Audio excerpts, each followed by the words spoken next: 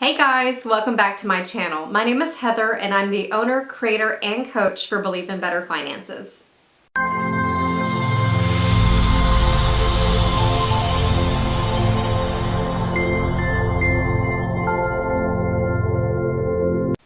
So for today's video topic, I wanted to talk specifically about budgeting for the month of November. So for most months, everything's pretty standard, but there's something about the month of November where we can see how our monthly budget expenses can really go up. And so what I wanted to do today is talk over a couple things that you may want to think ahead and plan for, so that way, again, you can plan ahead, plug those dollar amounts in your budget, and you're not having to worry about going into the month of December paying on it on a credit card or something like that just because you weren't proactive in planning ahead for these expenses. So that being said, I have a list right here on my phone of a couple things that typically hit us in the month of November, just to make sure you don't overlook any of these things. Some of them may or may not apply to everybody, but all good things to consider either way. So the first one is going to be cookware. So you might be going, why cookware? Well, again, month of November, Thanksgiving holiday is going to be coming up, and most Americans celebrate Thanksgiving, and for that reason, you may be wanting to buy cookware. Specifically, a lot of research tells us that cookware does typically go on sale quite drastically in the month of November, anticipating all of the holiday dinner gatherings and things like that. So if you're currently in need of new cookware, or you're just wanting to replace it or add stuff to it for all of your holiday dishes and just pots and pans and things like that, then absolutely go ahead and do that. It's a great time to get a good deal on some stuff, but make sure you have it plugged in your budget for that expenditure. The second thing is going to be one of those things that can really greatly impact your budget, and that is higher food costs. So anytime in the month of November, that can be a very expensive month with family gatherings. That usually means lots of meals, lots of food, expenditures, and things like that. So whatever you typically budget for groceries, you might want to figure out how much more you're going to want to pad that, just because if you're going to be having friends and family over, obviously if you're going to be cooking for them, you're going to have more meals and more food that you typically use up on another regular month. So make sure and plan ahead for that. Also, if you have family, and like in my case, sometimes family comes in from out of state, and so it's not just Thanksgiving Day, they're going to be here for several days in a row. So if you don't plan on cooking every single meal, which I can't blame you if you wouldn't want to do that, but if you don't plan on cooking every single meal, then obviously think about, okay, if we have a budget to go dine out, like in my case, my husband and I, we have an account where we transfer money for our groceries every month, and then we have a separate account that's kind of our dining or eating out money. So however you organize your expenses and your money as far as food is concerned, keep in mind too that you may want to be able to go out and eat a few times. You may, I don't know, if you love your family, you may want to pay for their meal.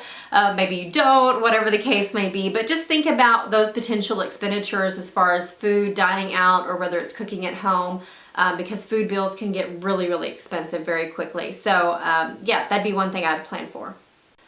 Another November expenditure, and really this could be a holiday expenditure, but for the month of November, it might be pet boarding. So if you have any animals, any pets at home where you aren't able to bring them with you, or whatever the case may be, and they need some kind of care, whether it's pet boarding or in-home pet sitting, obviously those things can get very expensive, especially if you have multiple pets that are having to be cared for in your absence.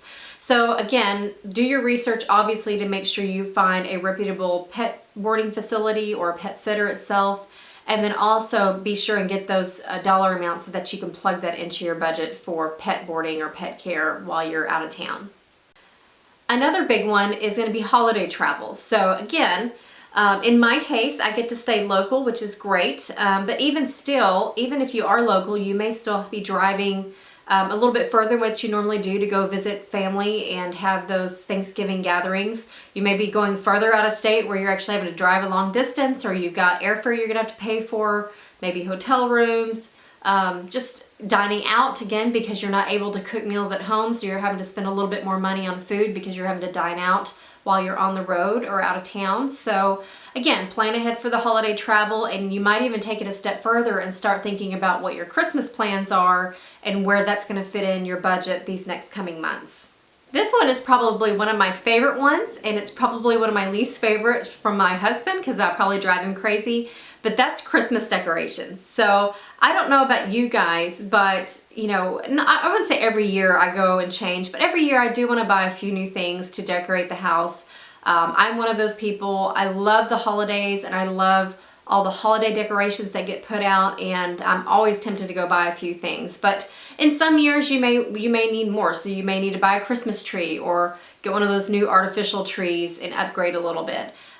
Maybe you just want to add a few new pieces like what I do. I've got everything I need, but there might be a few things that I want to pick up which cost money. So whatever the case may be, if you're having to buy all new stuff or just add in a few new things, think ahead and try to plan for those Christmas decoration expenditures for the month of November. So beyond Christmas decorations, you might also have some shopping that you're going to be wanting to do.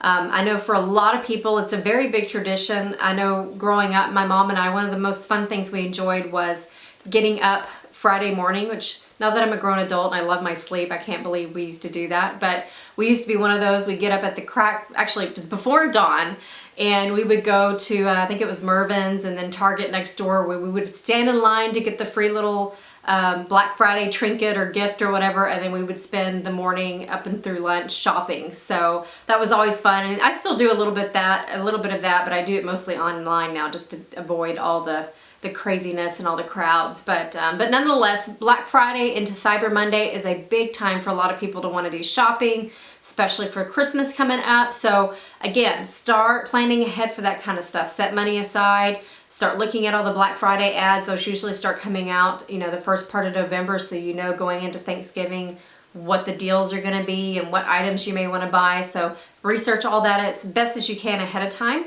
I also have several videos that are specific relating to Christmas and kind of savings for the holidays and things like that. So I'll be sure and link those below in the description if you want to check those out after this video as well. But definitely your shopping budget, make sure and pad that more so than normal for the month of November.